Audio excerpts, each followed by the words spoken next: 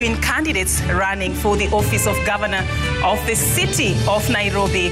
It is the first among the 6 debates under the auspices of the Joint Media Presidential Debate Secretariat.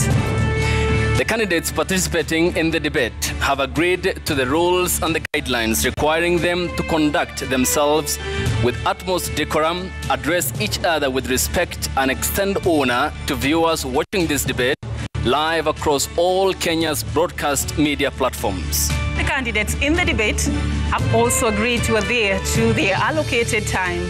Each candidate has 2 minutes to make an opening statement, 1.5 minutes to answer a question, and 60 seconds for a rebuttal. The topics have carefully been selected after a thorough assessment of sentiments of the regular residents and voters in the city of Nairobi. In line with the debate rules and the best practices, the questions we shall ask have not been shared with any of their campaign teams. Neither were they discussed or formulated in conjunction with anyone. The questions are entirely our own.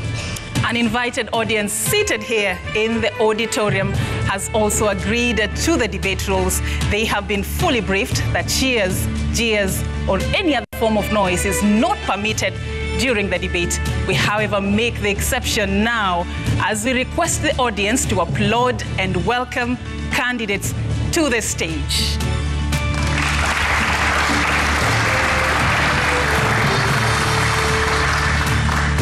And we begin with the first candidate who will take the first podium in this debate. I call on to the stage Esther Waringa Thairo, an independent candidate.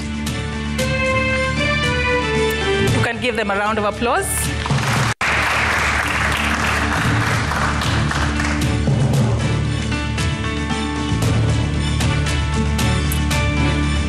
Appreciate her, she takes her position. And the second candidate we are going to be engaging tonight is Kenneth Nyamwamu of the United Progressive Alliance Party. Let's appreciate him.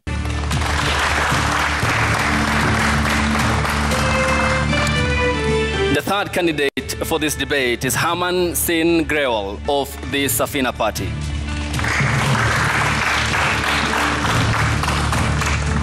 Also with us tonight, we have Nancy Mwadime. Nancy is running for the gubernatorial race under the Usawa Kwa Wote Party.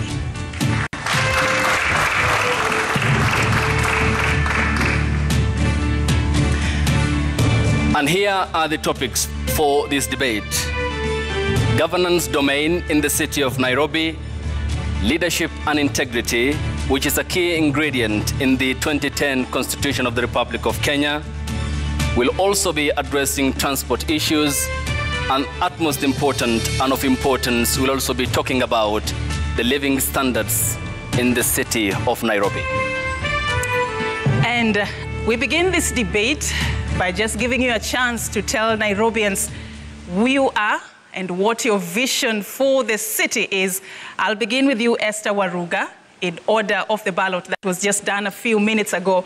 You're the first candidate to have your 2 minutes to tell the city who are you and what is your vision for Nairobi residents.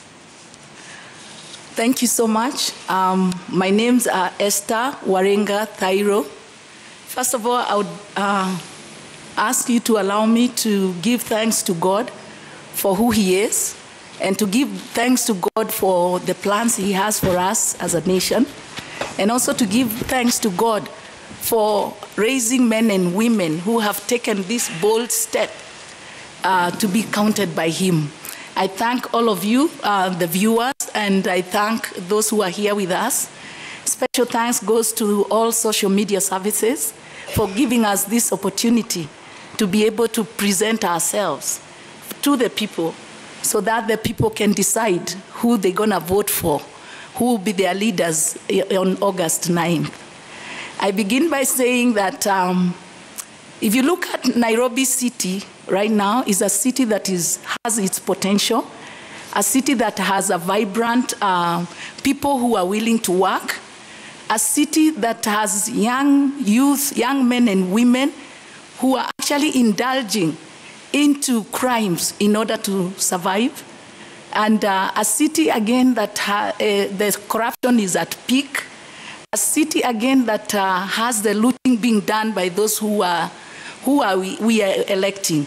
It is a very sad situation to see that even our investors are taking businesses away from this country and taking them to other countries. So it's a sad situation. And I'm here to say that once I've been elected, I'm going to give an authentic, transformative leadership. And I was born and raised in Kawangware. By then it was known as a slum city. But I did not look at myself as a slum girl, but I saw myself as a girl in the slum. That made a lot of difference. And that is what has kept me here. Your time is up. Thank you. And before I go to Herman Singh Grewal of the Safina Party, we'd like to state that one candidate of the Liberal Democratic Party, Dennis Hode, did decline to attend this debate in writing, while two other candidates who have been cleared by the poll body IBC did not communicate. Herman, to you in 2 minutes. What's your vision for Nairobi County and your priority areas? Okay. My name is Herman Singh Grewal. I'm the Safina candidate for Nairobi County Governor. One of the reasons I've been back is because I have a huge background in IT. I was born in Nairobi, I've studied in Nairobi, and I've worked in Nairobi. Initially, I was a lawyer. After that, on the side, I used to practice as an engineer, and we used to do fabrication with my family. After that, I began doing charity work, and I moved into starting my own IT company. My IT company founded the first AI lawyer in Africa, and from that, we began innovating other tech solutions for leading social issues in Kenya. If you'd like to read some of the 8-point manifesto I have, you can log on to harman47.com, spelled Harman 47.com, and you can download my manifesto in English or Swahili, and we'll detail that in the course of tonight. In my manifesto, you'll see me speaking on how I plan to provide free education, free healthcare, employment to the people of Kenya. I speak on the hybrid economic model. That is something that I'll detail further on today. And it's a well-structured plan that circulates heavily on IT and launching Nairobi into the next generation where we can revolutionize how we operate as a country. Thank you. Thank you so much. All right, and we move to the next candidate, Nancy. Nancy Mwadime, you get the opportunity to tell Nairobians who you are and what your vision for the city is. You have 2 minutes. My name is Nancy Wambui Mwadime, a girl who was born in Murang'a and grew up, went to school to Murang'a, Mogori Girls, and later went to school in Senior Chief Koinange, and thereafter I went to India for further studies. And as I stand here, I want to stand for many of us who grow up in up country, then they come to Nairobi, they work in Nairobi, they do business in Nairobi, and they make Nairobi a home for them. And I want to encourage many of us that when the time comes for political leadership, should not be going back to the village, but you should stay here and make Nairobi a better place. So as I said, I'm Nancy Wambui. I stand with Usawa Party kwa Wote. Usawa Party kwa Wote is a party for all, from up to down. And we stand for the family to make sure that we make Nairobi a place where we can call our home for all of us. We stand for each and every Nairobians, and we want to say that it's a right for every Nairobian to eat. It's right for every Nairobian to have water. And therefore, I want to say when I become the governor of Nairobi, I would want to make Nairobi a home for all of us who are here, who are born here, or those who grew up our country, they came to Nairobi, they made Nairobi their home. I've been here for 30 years. Currently, I'm in business, and I've been in business for the last 15 years. And for the years I've been in business, I can understand as a business person. A businesswoman present an employer, present a mother, and present a Nairobian. And when I stand here, I would want to say that I am presenting the whole group from the employer so that we can make Nairobi a home for all of us. Thank you. And I take note that your time is up. Before we proceed, you can feel comfortable in adjusting your mics according to your heights, and we thank you. Kenneth Nyamwamu of the United Progressive Alliance Party, what are your key priority areas for county number 47? Thank you. The first thing that I want to do is I want to make Nairobi business friendly. I feel we have a lot of hardworking business people in Nairobi, but sometimes we are never kind to the business. Instead of supporting our businesses, we fight our businesses. So my biggest priority is to make Nairobi business friendly. And one of the things that I want to do to make Nairobi business friendly is to slice all business licenses by 50%. I also, on my plan, I want to provide electricity and water in all the informal sectors. They actively contribute to the economy of Nairobi, and they should be able to get basic services like water and electricity and sewerage systems.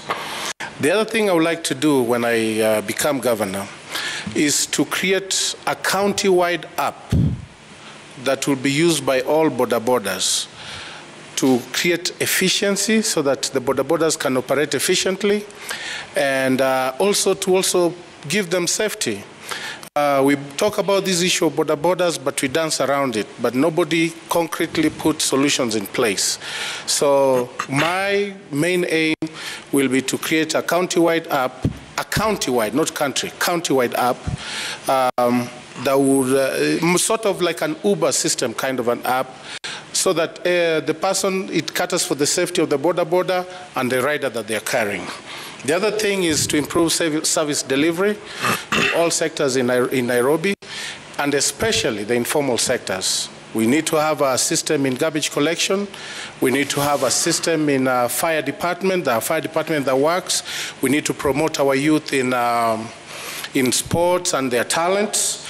And also, my other thing is to create an efficient, affordable, and efficient and affordable public system your time is so that our people can use. Thank you. Thank you. Your time is up. And you said something that I'd just like to pick up with you as we move into the second question. Mm-hmm. Do you know that in the last financial year, Nairobi's own source revenue was 10 billion shillings.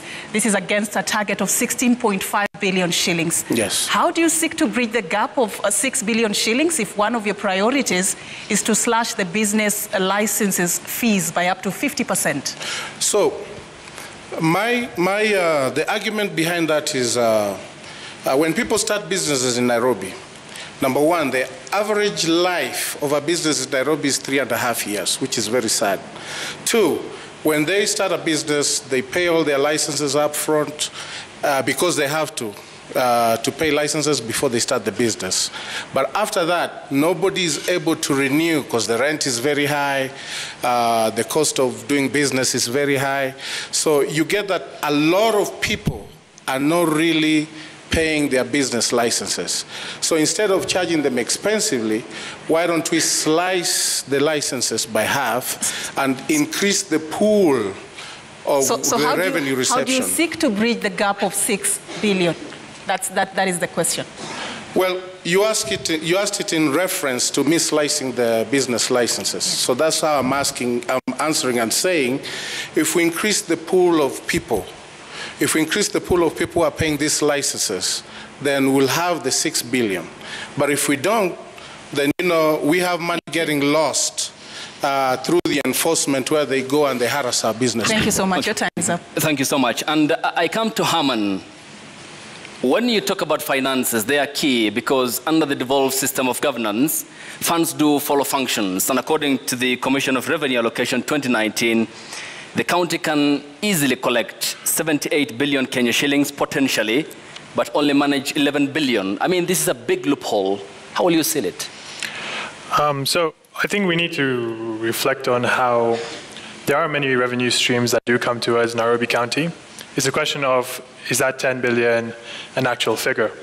Or is the actual figure a lot higher and a lot is lost? So I think something we need to concentrate on is regulating the corruption that does take place. And this is why a huge part of my manifesto dictates how we should digitize the payments coming to Nairobi County Council. There should be no point where we're receiving cash for any payments because it's very difficult to track cash payments. Also, I spoke on how we need to have better revenue generation streams for Nairobi County. Business permits aren't the only way we can generate money as a county.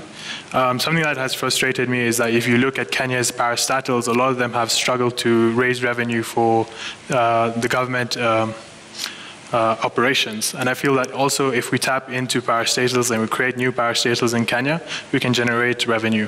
Like something I pushed for was creating the biggest call center in Africa in Kenya. And that's something that we can also provide jobs for a lot of Kenyans because the minimum wage in that call center would be about 20,000 per month. So I feel like we should concentrate on reducing corruption and regulating the operation of parastatals and bringing in new parastatals into Nairobi. Thank you. Thank you. And we move to you, Nancy Mwadime. You spoke very passionately about making Nairobi a home, and that was part of what you wanted to do if elected governor on the 9th of August. I want to understand from you how you seek to bridge the gap of how much money Nairobi generates vis-a-vis what it potentially can generate. How to make Nairobi a better home. And the first thing we need to do is take care of the business people to make sure that they're able to do their business without any harassment. And especially, I'll give an example of the hawkers. The hawkers, they go in the evening to do the hawking business. So when I'm the governor, I'll make sure that the hawkers are not harassed. In the evening from 5 p.m., we'll have some roads closed and allow the hawkers to do their business without any harassment. On the other hand, we'll also take care of the business sector, like the industry. We shall have dialogue with the business owners, and we see how we can improve the business or how we can make their work easier. On the other hand, we'll also work together with the industry owners to see how we can engage or how we can put some of our unemployed people into work for those industries. And apart from that, I'm also going to make sure that there is water. Water distribution is taken care of, because when we have water, we can encourage the Nairobi people even to do the family farming or the balcony farming. So with that, we are able to get some food available. Your time is up, but I'll add you 30 seconds just to come clear on something. You said you're going to work on making sure that hawkers are not harassed.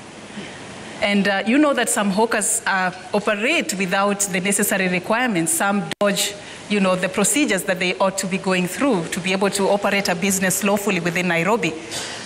How are you seeking to make sure that they are not harassed, yet a big percentage of them operate without the licenses that are required, without paying any dues to the county? How are you planning to make this organized? I do believe with dialogue, everything is possible. I'll have dialogue with hawkers, and we see how we can stay together in the city of Nairobi, how they can do their businesses and they make money, they support their families, and how we can also charge a little fee which is affordable for them. Okay, thank you for your time. I come to you, Esther Waringa Thairo. On governance, it has underneath a lot of thematic areas, and the question of corruption comes up when you mention money in the city of Nairobi, and it seems endemic. What will be your approach? Well, with corruption, I know it's an issue that is big. I'm looking at, when I become a governor, I'll be in partnership with some bodies like DCI, EACC, where anybody who is employed, before they get the employment, they are vetted, and they should be people of integrity. I'm also looking at cutting down the loopholes of cartels. The cartels that are done that affect this city. One, we know that in the lands, Ministry of Land, land issue, it's an issue, especially when it comes to land that is allocated to the county. I would also look at the functions of what is happening, especially with the land in leasing, because most of the land's lease expires in 99 years, and we find that there are some places that they don't pay. They don't pay any lease because the leases were not renewed. So there are several things that I would look at in terms of closing those gaps of corruption and working towards making this city a city that is corruption-free. Okay, I add you 30 seconds before my colleague comes in with the next question to the next candidate. And you have mentioned cartels. Seems this is a cliche. Who are they by definition? Cartels are managed by people who are just those people we have elected, because they have mechanism of owning most of the businesses around. The local businesses are owned by people who are in power. So the cartels fall there. So if there is any tender or there is any garbage collection, you find that those companies are not owned by the local person. They are owned by people who are already in positions. Your time is up.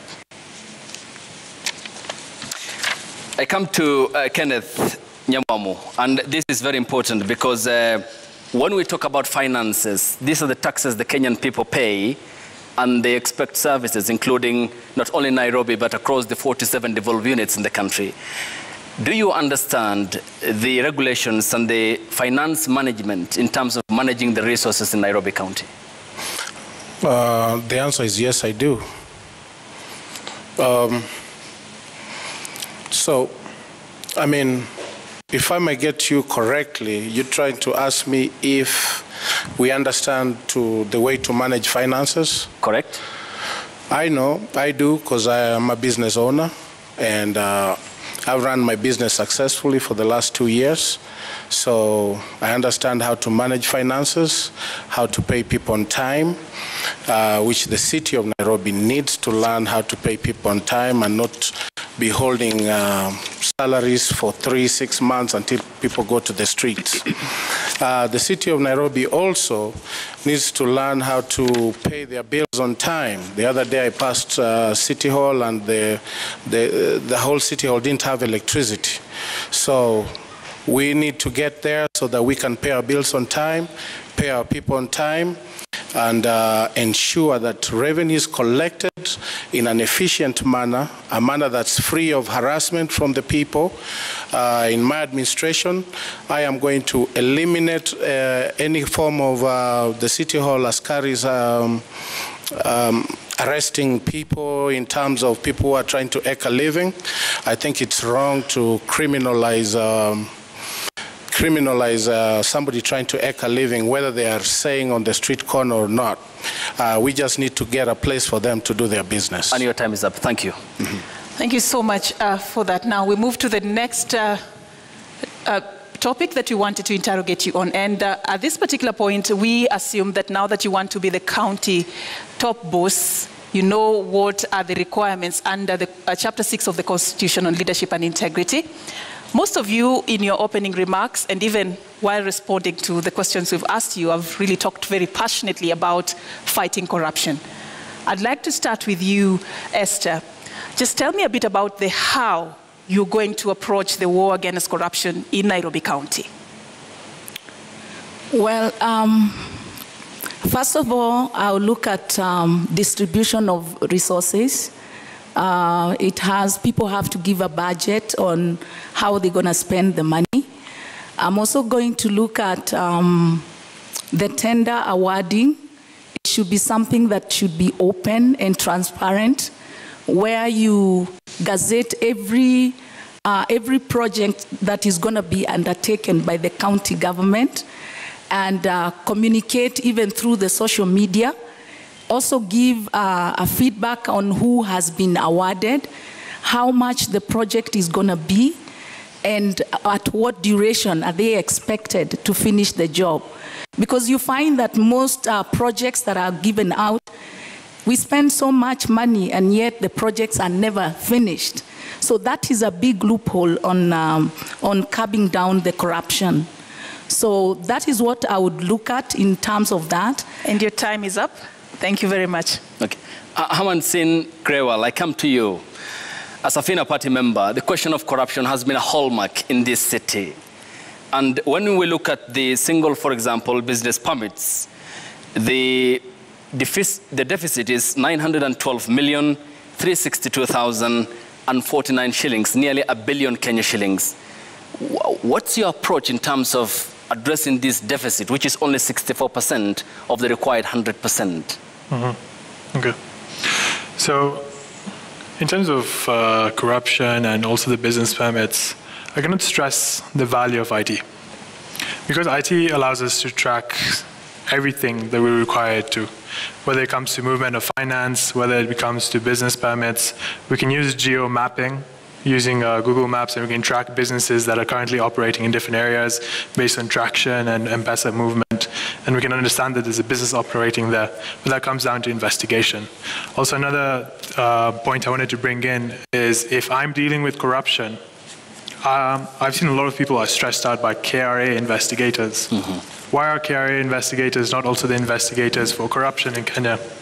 So I feel that as Nairobi governor, I will digitize a lot of operation in terms of tracking, investigation, and further I will bring in the investigative abilities of KRA into my office. Thank you. Okay. How do you coordinate then with the Kenya Revenue Authority, which is the mandated national body, the taxman, yet you have a financial autonomy as a devolved unit in the event the people of Nairobi give you that mandate? Where is the striking of the balance between the KRA, the Kenya Revenue Authority, as you have mentioned, and the county finances in terms of the collection of the revenue? Okay. So the question is based on bringing in KRA investigators in, right? So as a country, we're collaborative. We're one unit. Granted, we have devolution that did take place where we separated the powers of operation. We can still collaborate with different organizations. What we can do is simply have a recruiting process where we can have employees also be transferred from KRA to the Nairobi County to investigate corruption and operation of the state. So that's one of the ideas I had in mind. Also, we don't have to entirely transfer them. Something we can also do is simply borrow them occasionally to conduct certain investigations, to also have proper auditing of operation. So I feel like we have a very skilled workforce in Kenya, whether they're in KRA or they work as accountants in the private organizations. Through collaboration, we can bring together all these brilliant minds and solve the problems we're currently dealing with together as a nation. Thank you. Mr. Nyamwamu. Yes. Corruption has been something that has tainted the image of Nairobi County, which many see as something that should be the city under the sun. That is how, ideally, that is the space that Nairobi should be occupying. But that is not the case, partially because of issues such as corruption. As you seek this mandate, what loopholes have you identified, and how do you seek to seal them? First things first, I think we are not serious in our fight against corruption. That's how I feel. We have the EACC, we have the DCI, we have this body, that body, but still money gets lost. The solution is not to form another body. In fact, I agree. In fact, I would like for Wajakoya to be president so that we can hang every one of these people. Because we just dance around this issue. Nobody gets held accountable. We have a gubernatorial candidate that has been cleared with fake papers. And we just dance around this issue. So how do we expect to fight corruption where we don't do anything about it?